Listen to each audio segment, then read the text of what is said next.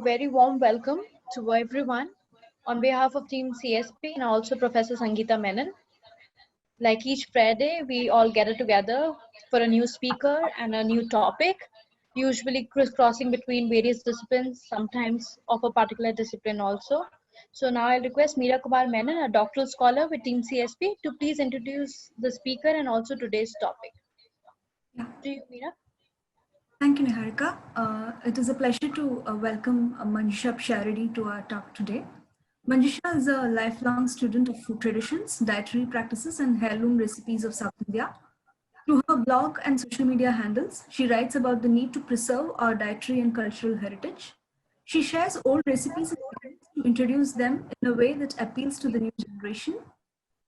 Recently, she conducted a residential food and culture workshop for INTAC at a heritage home in her native place, Palakkad. Among her hobbies is studying the geometrical patterns in columns. She's currently based out of Bangalore and works with IBM in the e-learning space. So we are really looking forward to hear more about food traditions and dietary practices. So we welcome you, ma'am, on behalf of Team CSP. Please begin. Thank you so much, Meera, for the lovely introduction. Are you able to hear me? Yes, we are. Yes. Okay. Thank you so much. And I feel truly honored to be able to speak in front of this esteemed audience.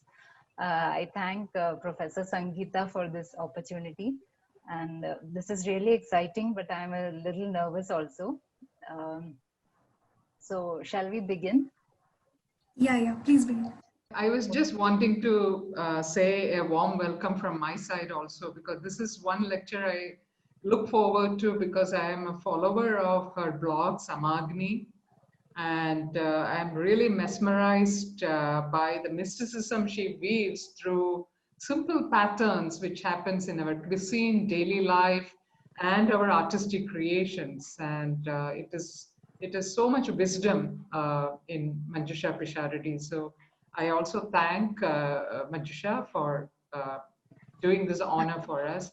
It's also good to see people like Rajiv Balakrishnan attending your lecture, who himself is a artist par excellence, apart from being an eco-engineer. Yes. You are adding more nervousness to my excitement, Sangeeta.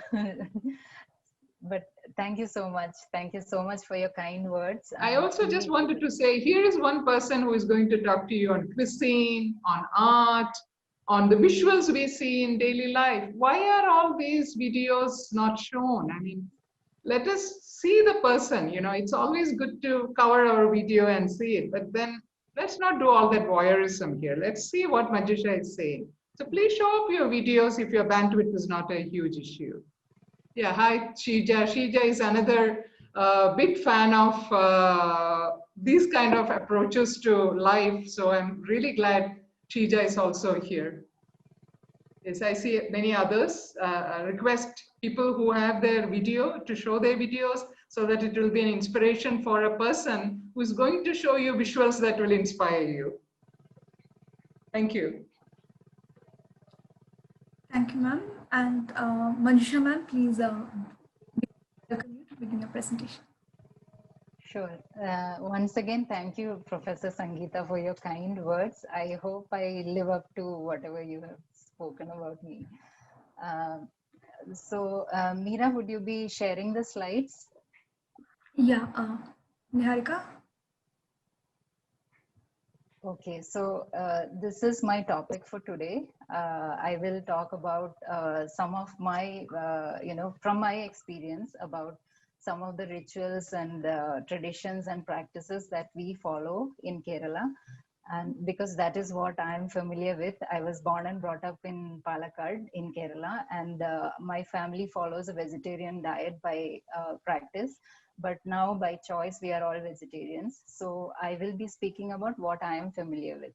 I have been out of my home state for about 20 years now.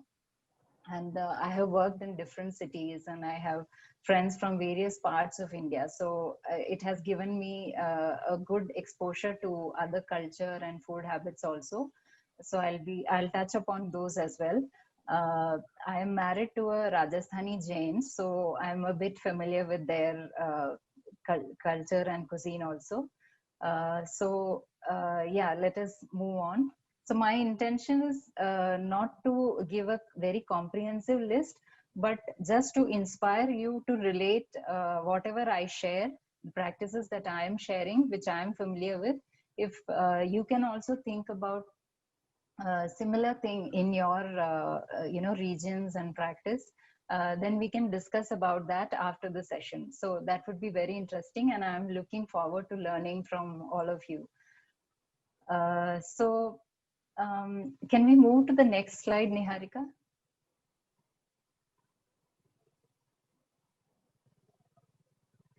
Okay, so that's my mother cleaning drumstick leaves, or in many parts you call it as moringa.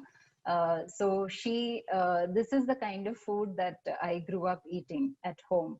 So mostly like steamed items and, sweet things that are available right from the backyard, and, curd rice and other things. You can imagine those kind of healthy fares. So that is what I grew up eating at home. But what did I crave for? What did I want to eat? Can we move to the next one, please? So this is the kind of thing that caught my fancy as soon as I went out, which was not much during my childhood. But then the moment I got out of home after 20 years after my graduation, these are the kind of things that attracted me. Obviously, what you're not allowed to eat, that is what attracts you more. So this happened, this kind of binging on these kind of food and bakery items and ice creams and things like that.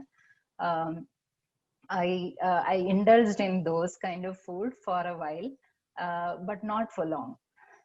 Health issues and some of the experiences that I had made me look back at what I was fed at home. And I slowly started discovering the advantages of that kind of a diet and lifestyle that my mother and my grandmother followed. So that was my turning point. Everyday food and the festival food and the dietary habits, having water boiled with jeera and herbs, simple things like this that my mom did. Some rules about eating, the chewing habits, how to sit while eating, the posture, and the food hygiene that you need to follow, how to, not touch other utensils with your eating plate, and some of the other rules of hygiene, about body hygiene also. So these are the kind of things that I slowly started looking at.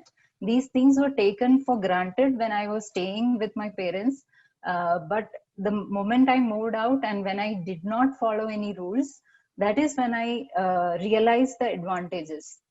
Because these things at home we are not actually taught, but you take it for granted, sort of. So but when I moved out, I realized some of this as I experienced certain health issues. So I found that there is so much that we can leverage from their wisdom and their experience. Of course, we can modify certain things to suit our current circumstances and the place that we are currently based at, our current location. But a large amount of wisdom can be found, and a number of answers can be found from their journey itself.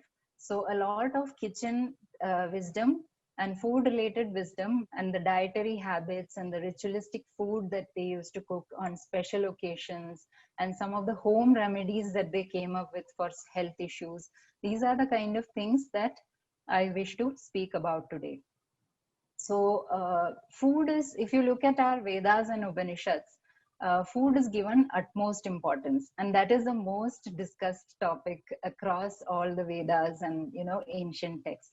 Any like Taittiriya Upanishad, anything you take, Yajurveda, this one, for example, is from Yajurveda. So obviously all of you know about this particular verse. So what does it say? It has many levels, of course. It has a physical level and many deeper meanings also, this particular verse. So we are constantly interacting with ourselves and with each other and with the universe around us. So I think the current situation that the world is going through is the best example of how we are all interconnected while being individual entities. So we are all part of a whole, and to maintain that equilibrium of the whole, we have to all work in accordance with the laws of nature and the changes in our planet in terms of durations of day, night, and the changes of seasons. So our bodies and minds function the best when we nourish it in rhythm with the cycles of nature. So seasonal eating aligns our body to shift and be in sync with nature. So our ancestors have always maintained this even before seasonal and local eating became a fad. Uh, so Ayurveda prescribes dinacharya and ritucharya to maintain good health and immunity along with the changing seasons. So if we look at our food, it is not like, throughout the year you eat the same kind of breakfast, same lunch, and same kind of dinner. You keep changing as per the season. So our body is easily able to adapt to the changes in the weather by consuming the different types of food, by adjusting the sleep and wake cycle as per our the duration of the day and night. And this change in energy level helps us maintain the internal stability and good health. So ideally, when autumn sets in, we tend to prefer warm food and a little greasier maybe, and we tend to sleep a little more. But during hot summer months, we crave for lighter foods and green salads and fresh fruits and cooling drinks, and we stay away from oily foods and sweets. So just like how we dress as per the season, the food we eat also should be as per the season. Obviously all of you already know all this, but I would like to come to the point in the next few slides based on the festivals and the seasonal food. So what you see on the slide is a Malayalam proverb which describes the ideal seasonal dietary habits of Kerala, I should say, because it's all region based. While it is season based, it is also specific to certain region and the climate of that region. So for Kerala, this was the prescribed diet. So for every 3 months, it has specified a diet. So if you go on to the next slide, I have tried to interpret it in English. Obviously, it is not the best, but you can get the gist of what it means. So until a couple of decades ago, Keralites used to follow this kind of a diet, and everyone had a backyard. They used to cook using the easily available ingredients from the backyard. Everyone used to have, these kind of herbs at home, like punarnava and cassia tora. Those kind of green vegetables were easily available. Obviously, the curry leaves and the banana plant and coconuts were ubiquitous. It was present in everyone's homes. Jackfruit and mango, without doubt. So everyone had these vegetables, access to these vegetables and fruits in their backyard itself, and everyone used to cook using these. The sort of English vegetables, the ones that are called English, like potato and carrots and all that, are new entrants. These were not even found 40-50 years ago in our markets. So while we do this, please do try to recall something similar that you must be having in your region also. Like similar proverbs must exist in every region, I'm sure. So it would be lovely to discuss those during the later half of the session. I look forward to that. So summer and rains are the two main seasons in Kerala. And I would like to start with Uttarayana.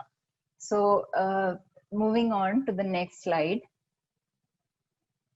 Uttarayana is nothing but the northbound journey of the sun, and the days are longer.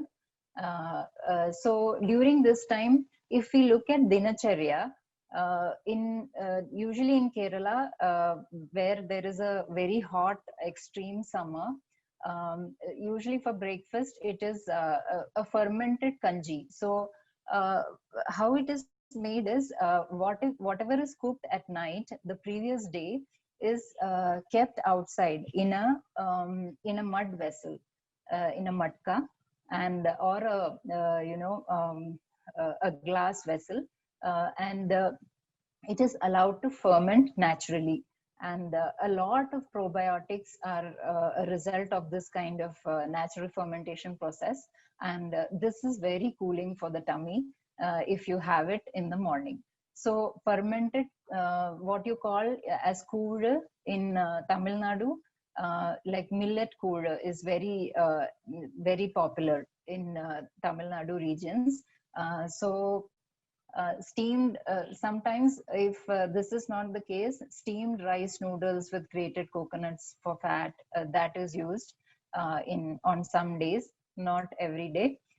So during peak summer, those who work in the field might just have kanji water along with the green chili and maybe some onions or shallots or madras onions, as you call it.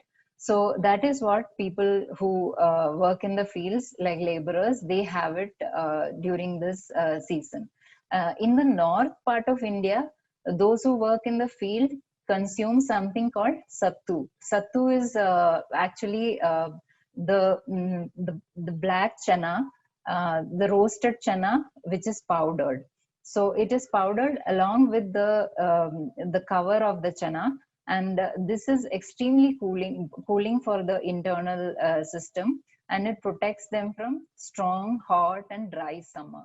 So this is a sort of dinacharya for during the Uttarayana times, like not all the months, but during the extreme summer season. Moving on to the first festival for this season, it is called Makar Sankranti or Pongal. So this, in the south, it is called Pongal, north it is Sankranti, and this is the marking of the beginning of the farming season. So one popular sweet or dish that is served during this festival is roasted sesame seeds and jaggery.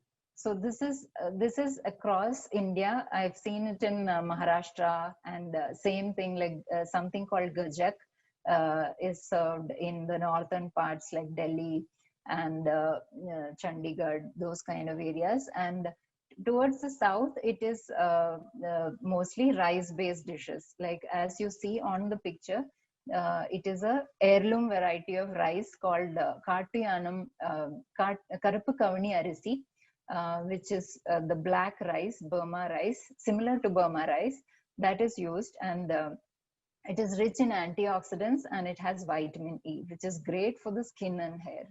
And it has a slightly chewy texture, which tastes great with jaggery. When it is cooked in chakra, as a chakra pongal or the sweet pongal, it tastes great, along with a little bit of ghee. And the other rice that you see is the salted variety, and that is cooked with Thuyamalli rice. That is also an heirloom variety of rice, which is heirloom to Tamil Nadu.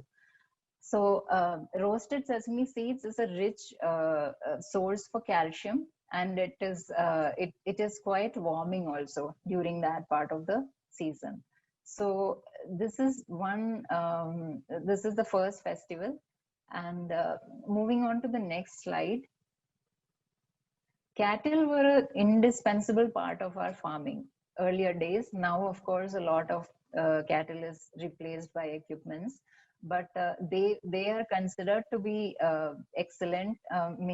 They are considered to be part of the family. So, and they were always loved and taken care of as if they were family members, and they were given special love and respect on this particular day, which is the next day of Pongal. This is like a Pongal kolam for on the Matu Pongal day. Okay, the next festival during this season is Ram Navami, and this is also celebrated across India. And the special dish that is prepared on this day is called Kosambri. And it is nothing but the salad that you see in the center of the picture. It is used, prepared using the seasonal gourd, using cucumber, and you can, of course, now you can add carrots and some moong dal and other garnishes like coconut and coriander leaves. And there is a sweet drink that is prepared called panakam. This is prepared with soot or dry ginger. This is a tummy coolant. So people who are outdoors during this season, during this festival, there is a huge Rath Yatra that happens in our village. So when the procession comes, passes through the village, all the houses will keep this cooling drink. Will keep a big tumbler of this cooling drink, and people who pass by, they will drink this. And another dish is nirmora. Nirmora is nothing but chas, cooling chas, that is also served during this festival. Moving on to the next one. Vishu, it is a new year for the South Indians. Some of the South, like Kerala and Tamil Nadu, celebrates New Year on this day. And it is also celebrated in some parts of Bengal and Orissa. So plenty of summer fruits are available during this time. And it is an integral part of this celebration. As you can see in the picture, in the second picture on the right side, there is jackfruit, there is banana and mango and gourds, different kinds of gourds, Malabar cucumber and pumpkin. All these are kept in front of the god, and then we pray to the, it is displayed as an offering to the god. And then the lunch that is prepared on that day is prepared using all the ingredients. There is a special kind of beans that is also an offering for the god on this day. And the Vishu Kanji, or the morning porridge that is prepared, the kanji that is prepared on this morning for breakfast, is prepared using that particular beans. I'm sorry, I don't know the English name for that particular beans. Okay, we can move on to the next slide. So jackfruit and mango, like I said, is available in plenty during the summer season. This is actually all over India, it is available. So various kinds of things are made with this. Papad is made, mango pickles, jackfruit preserves in jaggery. It's like a sort of a jam. Then jackfruit butters are made, papads are made in large batches. So what used to happen is all the neighbors used to gather around for these kind of events. And this was a way for them to unwind and chit chat and lighten up and divert their minds from the monotonous everyday chore of, cooking the daily things. So I still remember this, food related memories are some of the strongest memories that you hold on to.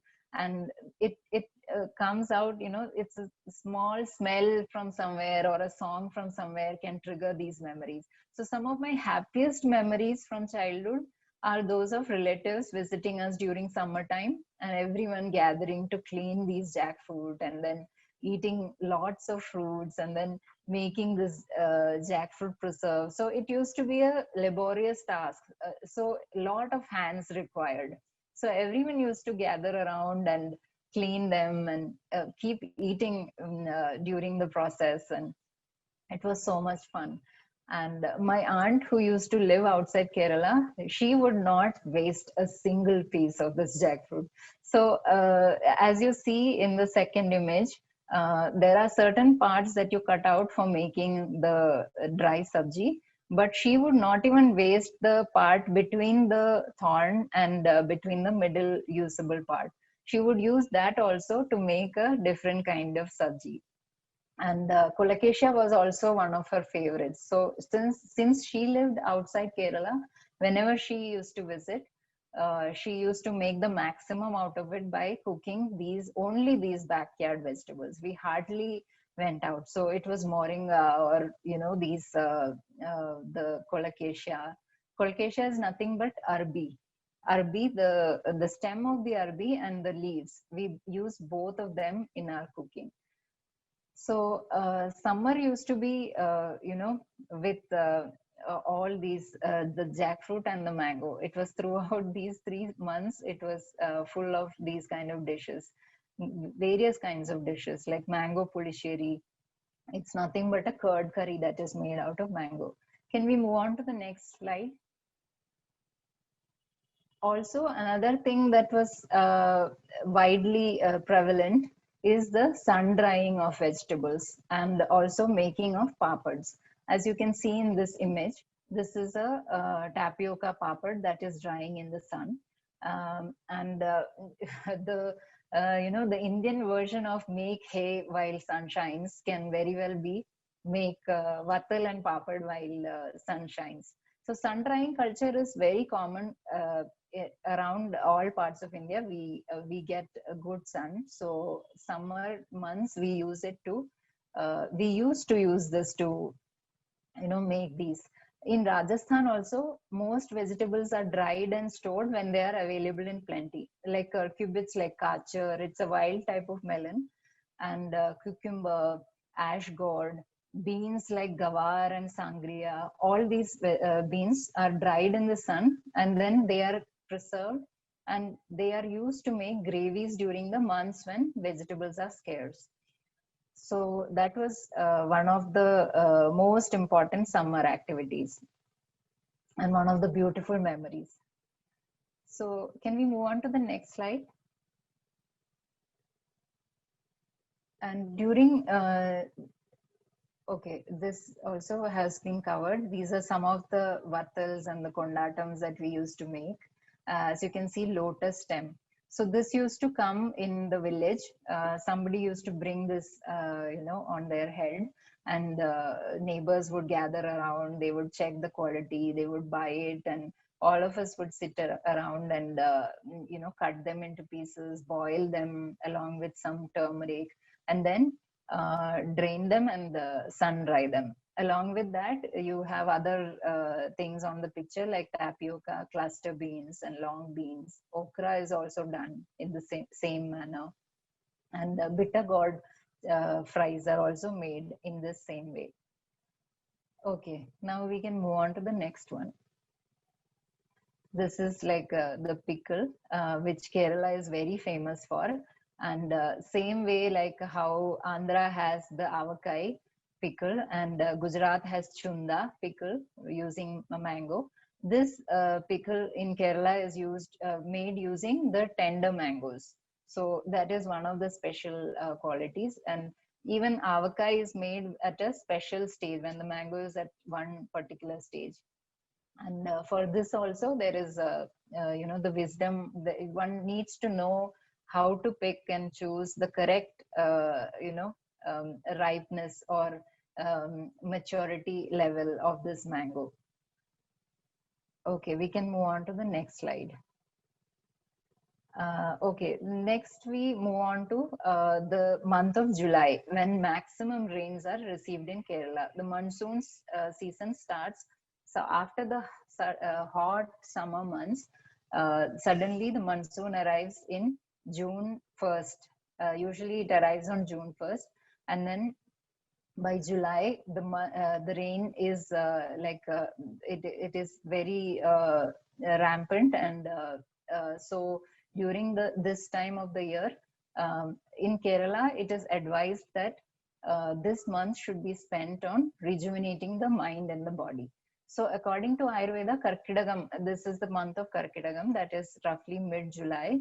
That is the time when Ayurvedic medicinal herbs are the most useful for the body. So along with massage and therapy sessions, Ayurveda also recommends an appropriate diet that will protect us from monsoon-related illnesses. So like I said earlier, moringa leaves were used very much. In our household, it used to be used almost all the months. But during this particular month, we avoid the moringa leaves completely. And the leaves of cowpeas, as you can see in the image, this is cowpeas leaves, and that is nothing but beans, kind of yard-long beans, and pumpkin leaves, then hogweed and elephant yam leaves and wild colocasia leaves, yams. So these are the kind of leaves that are cooked during this month. And these are the greens that helps build the strength and immunity during this damp and rainy months. So another specialty for this, for the breakfast, the kanji that is made using during this month is a heirloom variety of medicinal rice called Navara rice that is beneficial for, can we move on to the next slide? I have shown the picture of a Navara. I don't have the picture of a kanji though. So this is the Navara rice. This heirloom variety is very rich in a lot of nutrients. Okay, we can move on to the next slide. So now we have finished 6 months, and now we come to Dakshinayana or the Karka Sankranti. So Karka Sankranti is when the Dakshinayana starts, and this is when the sun is southbound. So if you observe, most number of festivals that are celebrated in our country is during this time of the year. So our body is prone to joint pains and digestive disorders during this time. So if you check the kind of dishes that are made and served during this season, we'll find that it is to relieve these problems. So the dinacharya for the winter months, not for all the 6 months, but during the most, during when the most effect of the winter is most. So puris filled with green peas, and I remember when I had traveled to Varanasi during the end of October, I remember eating a lot of bedni puris. Bedni puri is nothing but urad dal filling in whole wheat flour. So that, and if you go to Delhi, you will find a lot of paneer parathas and aloo parathas during this time, during the winter months. And even bhutta is eaten during this time, the corn, roasted corn. So we can move to the next slide. When this month starts, like Karka Sankranti, so this is the mid of July. That is when in Kerala it was a month of heavy rains and moisture, and in the air there will be a lot of moisture, and there will be a lot of scarcity of food also because of excessive water in the fields. And even if you store food grains, I'm talking about olden times. Food scarcity was a big issue because food grains would get easily spoiled because of the excess moisture in the air. So in olden days, special care was taken during this month regarding food and health and cleanliness. What you see on the first image is nothing but a kind of ritual that we follow during the month of Karkidagam or the Karka Sankranti, starting from that day till 30 days of that month. We dust up the house, and the house is fully cleaned and decluttered before the month starts. And special care was given to food, health, and cleanliness during this time because of the disease-prone nature of this time. So first Friday of this month, henna leaves are gathered, and you make a thick paste out of it and apply it in your hands and feet. This was done to help prevent injuries and heal, water insect related, the bites that are caused by water insects. So that was one special thing. And during this month, the fishing communities in coastal Maharashtra, they avoid fishing until the full moon day of the Shravan month. Can we move to the next slide, Niharika? So they refrain from fishing proceeding to this day of Narali Purnima, and that is the time when the fish would be breeding. So during this time, fishing is avoided. And same happens in the coastal communities in Kerala also. And the festival is called Narali Purnima, and that is on the Shravan, month of Shravan. It is also called Shravan Purnima, and it marks the end of the monsoon season. So God Varuna is worshipped on this day, and a lot of nariyal-based dishes, like coconut-based dishes, are made during this time. Everything is steamed dish, and coconut is planted along the coast of the sea as like a thanksgiving gesture or thanks or an expression of gratitude. So that is one festival that is very fancy. Can we move on to the next slide? So this is a festival called Illam Nira. It's actually a ritual, not a festival.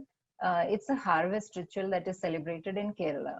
So on the designated day of this month of Karkidakam, there is a first harvest is done for all the fields in a region, and the first freshly harvested grain is brought to the temple for a sort of puja. And you can see in the next slide, they are, walking around the banyan tree and offering it to the Lord. So the first freshly harvested paddy is offered to the god, and only then the remaining paddy is harvested, and then the ritual is over, and then you can start using the paddy for your daily uses. Can we move to the next slide, please?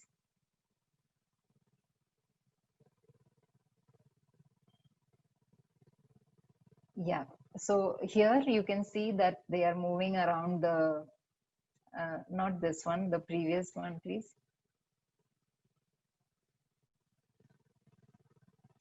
Yes, so I would like to highlight this, the front door that you see of a house.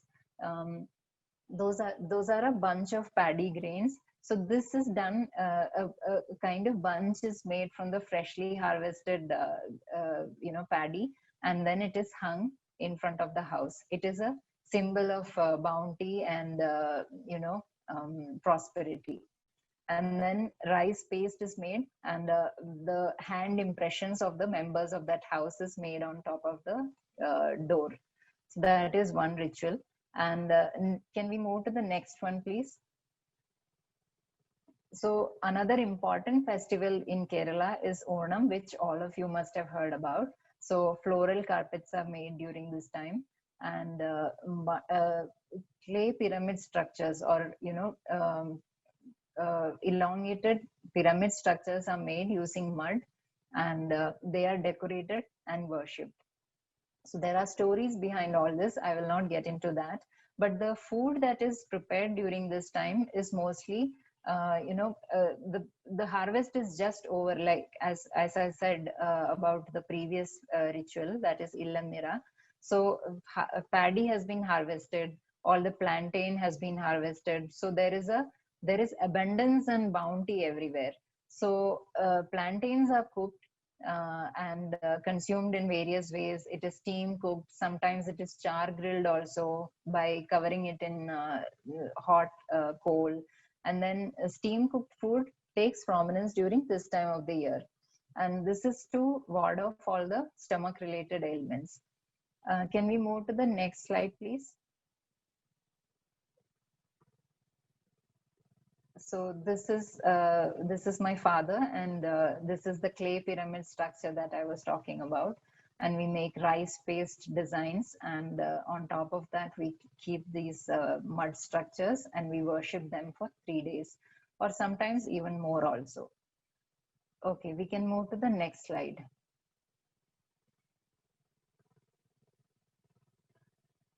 This is the plantain, the steam-based dishes for Onam that I was talking about. Can we move to the next slide, please?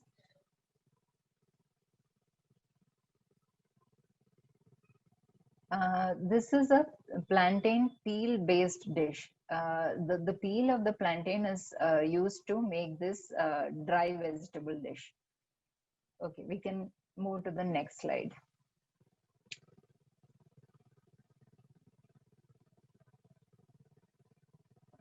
Okay, the next festival is Ganesh Chaturthi and Gokulashtami. So Ganesh Chaturthi, a lot of durva grass is used. We call it as Karuga, and it is a special offering for Ganesha. And this is excellent for stomach cleansing. You must have observed that dogs and cats, when they suffer from a stomach disorder, they stop eating, they avoid eating completely, and they find this grass from the, from nearby, and they hunt for it and they eat it, and they try to induce vomiting and clean their stomach. So this is one of the properties of Durva, and it is a very important part of any celebrations connected with Ganesha. And during this festival, steamed food is recommended. And yeah, we can move to the next slide now. I think I'm running short of time. Meera, please alert me. So this is a Navratri celebration that happens somewhere in October. Tomorrow, the start of Navratri is happening. So fasting is a very important part of Navratri celebrations in most part of the country. And people fast by avoiding staple food, and they eat simple dishes made of grain-free flours, and all naivedyams that are prepared during the Navratri time. All puja dishes are protein rich, like sundals. Various sundals is nothing but these beans and legumes cooked and seasoned with mild spices. That is offered to the Devi. And can we move to the next slide, please? Ma'am, you can take another 5 minutes, maybe. Okay, sure. So this is Vidyarambam ritual, which is the initiation of knowledge ceremony that is conducted as part of Navratri. It's done on the last day, and this is where the child is initiated into learning by a learned elder. They hold the finger of the child and they write Sri using that finger, and this is done on a plate of rice. So there also food is part of the ritual. Next festival is Deepavali. Can we move to the next slide? This is actually a Ritu Sandhi. So it's a transition between seasons. It is Sharad Ritu to Hemant Ritu. So the body is prone to inflammatory disorders during this time. So Abhyanga Snana or oil bath is recommended during this festival. So I still remember that my mother used to wake me up at 4 in the morning, and she would oil me up and then use warm water to give me a bath. And after this, there was a medicinal concoction that was served. It was called a lehyam. So that is a Deepavali lehyam. So this is done in the South India. So I don't know about the North. Some of you can enlighten me regarding that. So consuming a lot of sweets during this festival reduces the pitta. So that is why mostly sweets are part of Deepavali. So this is again, it marks the beginning of winter, and then warming foods are needed in our diet. So can we move to the next slide, please? So this is Tiruvadra festival. It is a festival mostly celebrated by Hindu women in Kerala. And can we move to the next slide? A sort of mixed vegetable that is made from various tubers that is cooked during the winter time. And for Tiruvadra, this dish is prepared. So it has a lot of raw bananas and pumpkins and mung beans and all the different kinds of tubers like yam, purple yam, and taro. All these things are used to cook this dish. It's very mild, and it has grated coconut, jeera, and green chilies. So a similar kind of dish is prepared in Gujarat also. It is called undhiyu. And the taste is different, but both the dishes have tubers. Can we move to the next slide? Root. Arrowroot actually is a medicinal thing that is stored and that used to be there in every backyard in Kerala. And this is from my backyard at Palakkad. And every season, every winter season, we extract these tubers. They are washed, peeled, and chopped, and they are ground into a fine paste. It is then distilled to make a powder, and that powder is stored, and we use it as a liquid drink or we even use it as a medicine. If somebody is experiencing, excess body heat or painful urination, this, arrowroot is cooked and served to them. Can we move on to the next slide? So since I'm, short of time, I wanted to actually take you through three different dishes that are prepared during the winter months, but I think I will skip that. Can we move to the next slide? So this is arrowroot pudding, and my mother is making arrowroot pudding for Tiruvadra. And this is the Tiruvadra pulukku. This is the winter dish that I told you about. We can move to the next slide. So this is one of the, this is how a Tiruvadra day meal looks like. We can move to the next slide. And this is something called gond. This is eaten during winter months in the north of India. And my mother-in-law makes a wonderful dish out of this. And it is a very warming food, and it is advised to be eaten only during the winter season. It is rich in calcium, magnesium, and contains a lot of protein. But ideally, it should be eaten in moderation because it is rich in ghee and nuts. And see, fasting, I would like to talk a little bit about fasting also, because sometimes the best way to appreciate something is to be without it for a while, right? So while we talk about food and eating, it is also important to abstain from food during some of the religious rituals. We have, Ekadashi. So it is like a fortnightly fast. And there are various other types of fast also. During, in Jainism, fasting is a big, big part of the religion. So restriction in calories and different types of fasting, like limited number of items, water fasting, single meal, and going grain free. Can we move to the next slide, please? So all these different types of fast are, this is, for example, grain free fast and single meal. So this is a Singada atta roti. This is a water chestnut flour, puri prepared using water chestnut. And this is water fasting is also a big part, which I have also done. It might seem a little tough, but the benefits are immense. The way it calms the body and disciplines the mind is, I cannot express it in words. It gives a good chance of introspection and purification, from, as opposed to our compulsive daily habits of indulging and, compulsive eating habits.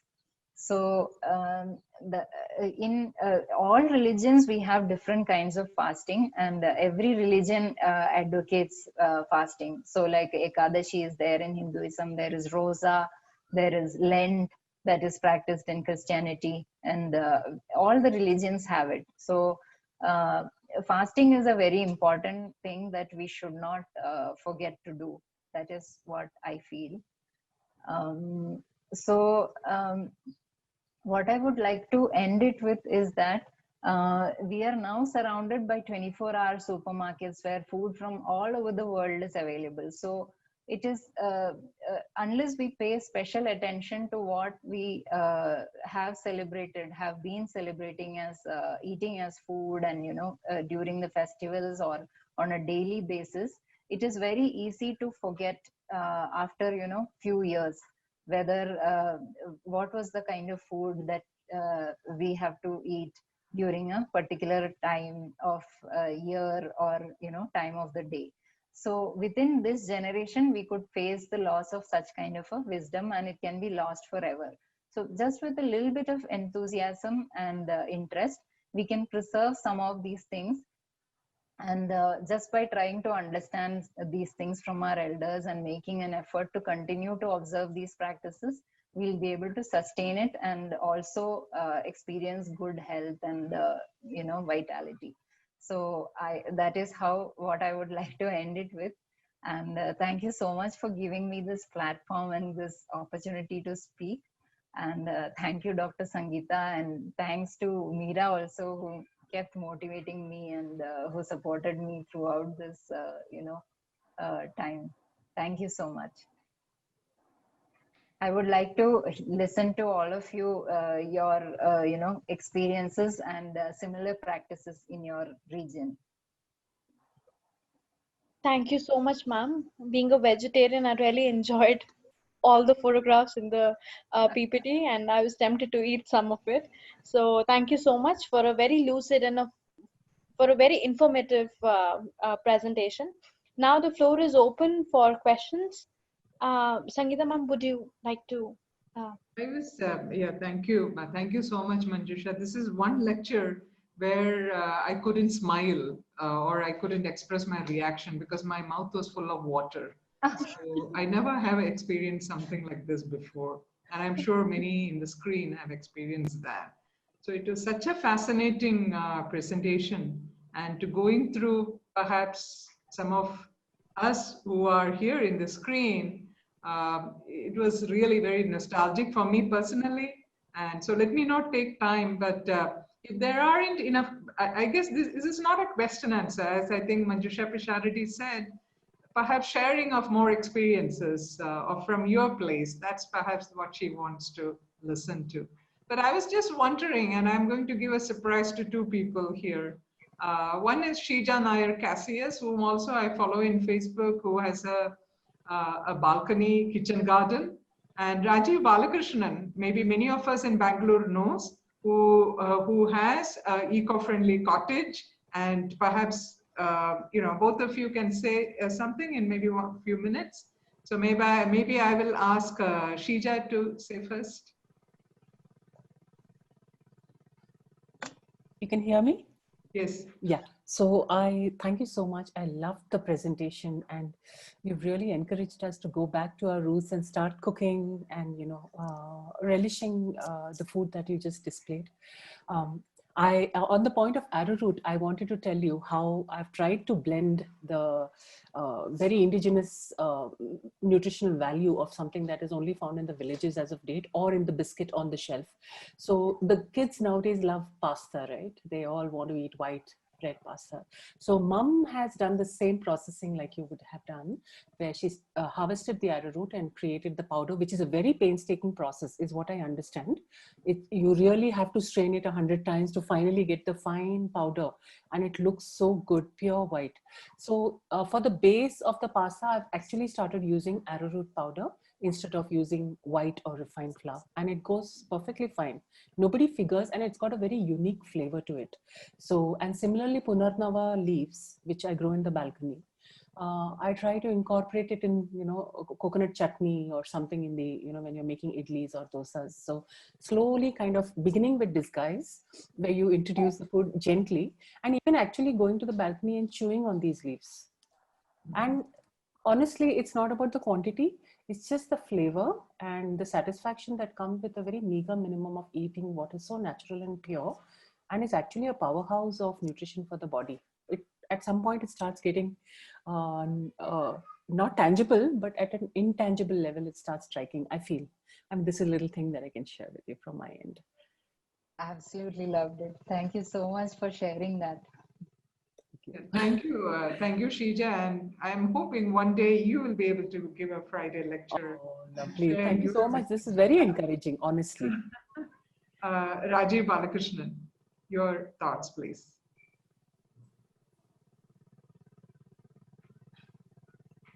Good evening, everyone. Thank you, Sangeeta ma'am, for letting me in here. It was a wonderful presentation, and it was something really enlightening for me because I never thought of such a subject, first of all. It is very interesting, and because I am also dealing with a lot of people who are from different parts of the country, and they come over to my place. We have food there also, like, so it is.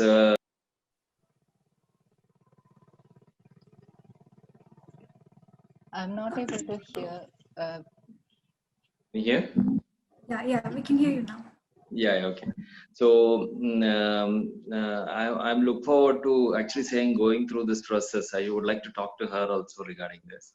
And I used to always wonder why people do not have food, what is available at that point of time, at every point of the year. Like, yeah, that's all. Thank you so much. Yeah, I was also wondering, Rajiv, maybe you should say a line, not marketing, but still I think it's good for people to know about your project, your cottage. I'm glad you Say asked. 2 lines about it, please. Okay, this is how it went. Actually, one of my friend wanted to make a cutlery. It's a on the traditional kind of cutlery, which is below the ground. So a lot of soil had come out, and there was this. So whatever soil came from the excavation, I used that to make a mud house. So we got a mud house, and then there's a beautiful tree behind, and I made a tree house also with again kind of recycled pine wood and bamboo. So people do appreciate a lot. Madam had come there, Agida madam had come there, and yeah, we have very good kind of customers who are coming in, who really enjoy living there. That's it again. Thank you. Your description has tempted me a lot. I'm definitely going to come. Yeah, maybe you didn't say the name of the mud house. Yes, Yeah. also the location. Yes. It's called Aura Cutlery. Aura, A-U-R, Cutlery, Aura of the Cutlery, like. Okay. Maybe you can share the link in the chat box, Rajiv, Yes. so that people Yeah, who sure. are interested can. Sure. Thank you so much. And Rajiv is going to give a lecture also soon. Yeah. I'll be next month. Yeah. Thank you so much, ma'am. Thank you so much, sir, for the comments. And also, Preet would like to say a few words. Preet, please go on. Hello, everyone. Ma'am, first of all, it was a wonderful presentation. As everybody did mention, it was mouth-watering and delicious too. Having gone through the visual presentations, I was able to relate to most of it, especially about the Kosambri and Panakam during Ramnavami, and growing up to the oil baths during Deepavali. And there were a lot of things which I was completely unaware, and you got it to our attention. And I was used to fastings for Navratris, and paternally being a Jain, so I was also being exposed. I've been exposed to the Jain kind of fastings too. So I could relate to the to most of what you did explain to us. It was wonderful, and my dad being from Kutch. That region, because the winters are very harsh, for the body to to keep your body warm, there is one of the because you mentioned about winter dishes to keep your body warm. It reminded me of one particular sweet that was being prepared by my grandmother. It is called Adadiya Pak, where the natural tree gum goond was used, and a lot of spices and dry fruits was used to make this. So yeah, I just wanted to add to it. Thank you so much, ma'am. It was absolutely wonderful. Thank you so much for your kind words. Thank you, Preet. Okay, ma'am, there are 2 questions in the chat box, and also one person would like to speak. So Sudha Ramakrishnan wants to ask that it's a wonderful presentation, and then she's asking that isn't it also necessary to cook in the right utensil to preserve the nutrition of the food? Yes, She wants to know that. absolutely. She's right. I missed adding that to the presentation, but there was so much to talk about that I have missed a lot of things. But yes, it is absolutely essential, and even to the serving plate that is used, that even those are very important. Yeah, I would just like to, sorry, is it okay? Yeah, it Yeah. was absolutely wonderful. Brought back a lot of memories. It was really nostalgic to go through all those pictures. Yeah, even talking about the utensils, because nowadays what is happening is most people are using these Teflon coated, and then all these these kind of vessels. I mean, because the preservation of these nutrients are basically done in the traditional vessels. But how would you? Yeah, and I saw in the pictures a lot of those Kansa vessels. The pictures are. Would you, Yes, so even that must be having some health benefits. yes, absolutely, it does. Thank you. Wonderful presentation. Thank you very much. Thank you so much. Yeah, Dr. Pushya Srinivasan has a question. She wants to know some of the recipes that she saw in the pictures. So I think Meera and me, we have shared the website that Manjusha ma'am has. And for any other queries, you can contact her directly, or also Meera. She'll be opening the WhatsApp group and she will be sharing ma'am's email address there. So please feel free to contact any member of our team for any other further details. I'll request Praveen to ask his questions. Praveen, are you here? Yes, ma'am. Yes, ma'am. Good evening, ma'am. It was actually a very nice presentation. Ma'am, one thing I want to share is that, like, when I was small, actually, I was brought up in a village side. My grandmother used to make me fast every week. I used to never like that. I used to curse her like anything. Now I'm a medical student. Now I'm reading all research papers and all such things. Now, when I read, I really curse myself. Oh my God! I used to curse my grandmother so much, and the importance of such a things and all. Actually, it was very awesome, ma'am. My question is that, like, ma'am, now I'm in a hostel. I'm a medical student. How can I bring such a traditional way of fooding to a modern lifestyle? That's very important, right, ma'am? So, if there are what are your views on that? Can you give us some ideas about that?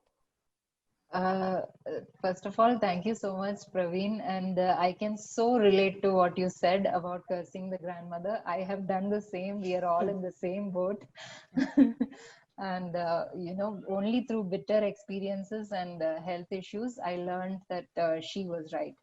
Okay, so coming to your question, uh, uh, actually living outside the house, it is very restricting. Unless you can cook your own food, it is very difficult to ensure that you have wholesome and nutritious food. My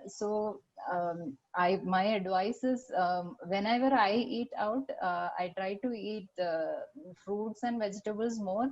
So I take more portions of whatever vegetables are cooked, and less rice. Mostly it is white rice that is served everywhere. So that is another issue. We need to go back to boiled rice and red, the unpolished varieties of rice, which is very which is not possible in a outside setting. So living in a hostel, if you're living in a hostel, then it might be difficult. But if you're staying with a few others, and if you have your own cooking setup, then it is absolutely possible to make simple and wholesome dishes. And we can discuss more about this maybe through emails or. Thank you, ma'am. Amruta has a question. Amruta, Sure. please go on. Thank you, ma'am, for a very wonderful presentation. It's not a question, actually. I also would like to share some of my thoughts. Like, I'm also from Kerala, so I actually felt it like a very systematic presentation, because we also have many of the dishes that you have showed in the pictures, but without knowing the seasonal peculiarities or something. So that actually made it very clear. And right now, I am also, because of the COVID situation, staying in my place, so in Kerala. So we also have, like, when I look back from March, I ended up like staying in my house. So that time we had raw mangoes and all, and then everybody started using jackfruit. And now during the rainy season, you have that chena and Right, things the like that tuber. they use. Yeah, So yeah. it was actually very good to see. Yeah. So that seasonal variations and how we actually incorporate that in our diet and showing us in a very structured manner was actually very, very encouraging for us to learn also. I really enjoyed your presentation, ma'am, because otherwise we won't able to know many of the things. We do eat it, but knowing something from beyond was actually very nice. I really enjoyed it. Thank you so much for that. Thank you for your kind words. Thank you, Amruta. Are there any other questions or any other comments that you would like to say? As of now, I don't see any other questions. Sangeeta ma'am, would you like to comment any further? No, I just wanted to inform everybody that there's a WhatsApp group which we have, where we have discussion. Of course, we won't be able to see all the visuals which Manjusha Prasharati just shared. It will be very boring text, but request all of you to participate in that group and get more of your mouth watering. Before I request Meera to give her chairperson's comment, I would personally like to thank Professor Sangeeta Menon, because miraculously we get such good speakers, and we are just in awe after all the lectures. So personally, thank you, ma'am, for wonderful speakers. And now I'll request Meera Kumar Menon to please proceed with her chairperson comment. Harika, and thank you so much, Manjusha ma'am. Like, what a beautiful presentation. I was, had I been in Bangalore, I would have felt very nostalgic. Now that I'm home during this lockdown, I have just recently realized that every second leaf in my backyard is actually edible and can be eaten, and has been being served every other day. So the amount of leaves that I've been eating since the past couple of months is a lot, and I can actually feel the difference also that brings. And I really relate to how you spoke about the lifestyle changes and how it affects your body and health, which was starkly visible for me, because I had also moved out from my house and started eating very differently. And once I got back, like, I can actually feel the changes in the diet and how it affects your body. So, and I personally want to also thank Manisha ma'am, because I've been following her blog for quite some time now. And the way she presents food, and our understanding of food is usually just very simplistic one, like whatever tastes good, you might just eat it and then just move on. But so much information that she shares, and in such a pleasant manner, and it is very appealing also. So thank you for making it very interesting. So like you had said, that it is your purpose to interest the new generation with all this information. It is presented also in such a beautiful way, like her pictures, like very aesthetically pleasingly put pictures. So and then those descriptions are also very interesting. So I request all of you all to just go and check out her blog. It is very beautifully done. Even her other social handles also have those very interesting pictures, that some of which we saw now, and more are there. So yeah, thank you very much, ma'am, for this beautiful presentation. Thank you, Meera, for all your support and motivation. Thank you, ma'am, and thank you, Meera. Before we wind up, I'll request Shiv Kumar to please proceed with this question. Yeah. Hi, ma'am. Wonderful presentation. Nice to see all the food. I have just one quick question. You had mentioned that in Rajasthan, there is practice of drying vegetables and using it in other seasons where there is less, you don't get many vegetables, right? So is this practice followed in other places also?